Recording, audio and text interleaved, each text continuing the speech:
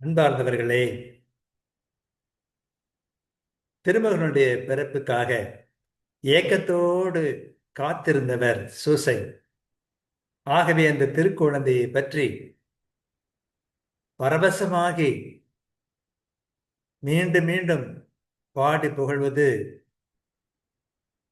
புனிதர் வளனாருக்கு பழக்கமாகிவிட்டது. அத்தகைய ஒரு சூழ்நிலையிலே இன்று மற்றொரு சிந்தனையை நாம் வீரமாமுனிவர் வழியாக பெறுகிறோம். அது என்ன என்பதன் மிக அருமையான ஒரு சிந்தனையாக இருக்கிறது. அந்த திருமகன் யார், எப்படிப்பட்டவர், அவருடைய பெருமை என்ன?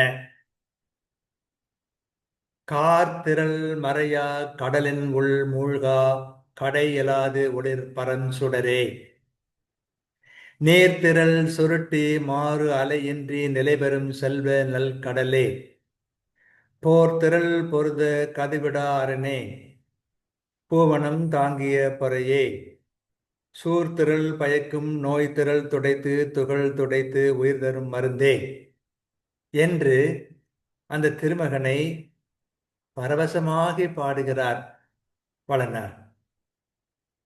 மேகத்திரளால் மறைக்கப்படாமலும் கடலில் மூழ்கி மறையாமலும் முடிவில்லாத ஒளிரும் பரம ஞாயிறே,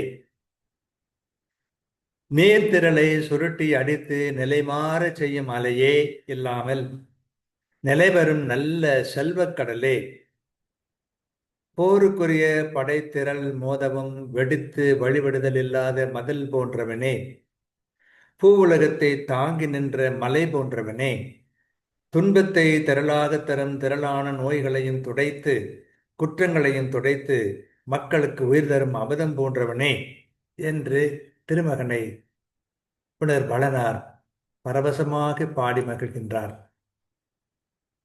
நீ கதிரவன், உன்னை முகில் மறைப்பதில்லை, கடலில் நீ மூழ்குவதில்லை, செல்வத்தின் அலையற்ற கடல் நீ, போரினால் அழியாத மதில் நீ, உலகத்தை தாங்கும் வல்ல மலை நீ, துன்பம் தரும் நோயை தீர்ப்பவன் நீ, குற்றங்களை மன்னிப்பவன் நீ, உயிர் தரும் சாவா மருந்து நீ என்றெல்லாம் அந்த குழந்தையை பற்றி புலகாங்கிதம் அடைகின்றார் புனிதர் வளனார். கார்த்திரள் மறையா கடலினுள் மூழ்கா கடையிலாது ஒளிர் படஞ்சுடரே, நீர்த்திரள் சுருட்டி மார் அலையின்றி நிலைபெறும் செல்வ நற்கடலே, போர் திரள் பொருத கதிவிடா வரனே, பூவனம் தாங்கிய பொறையே, சூர்த்திரள் பயக்கும் நோய் திரள் துடைத்து துகட்டுடை துயிர் தரும் அமுதே என்று பாடுகிறார். எவ்வளவு அருமையான வகையிலே தாம் சொல்ல வேண்டியதெல்லாம் சிறப்பாக சொல்லிவிடுகின்றார். பார்க்க என்னெல்லாம் நாம் ஆசைப்படுகிறோமோ அதையெல்லாம் அங்கே பார்க்கிறோம். ஒளிமயமான ஒரு கதிரவனாக இருக்கின்றார், அழியாத செல்வமாக இருக்கிறார், நோய்க்கு மருந்தாக இருக்கிறார், நிலைவாழ்வு தருபவராக இருக்கிறார் என்றெல்லாம் அந்த திருக்குழந்தையை பற்றி புனிதர் வளனார் சிந்தித்து பாடுவது உண்மையிலேயே மனத்தை உருக்குவதாகும். நமக்கும் அத்தகைய சிறப்பு அமைவதற்கு நாம் முயல்வோமாக.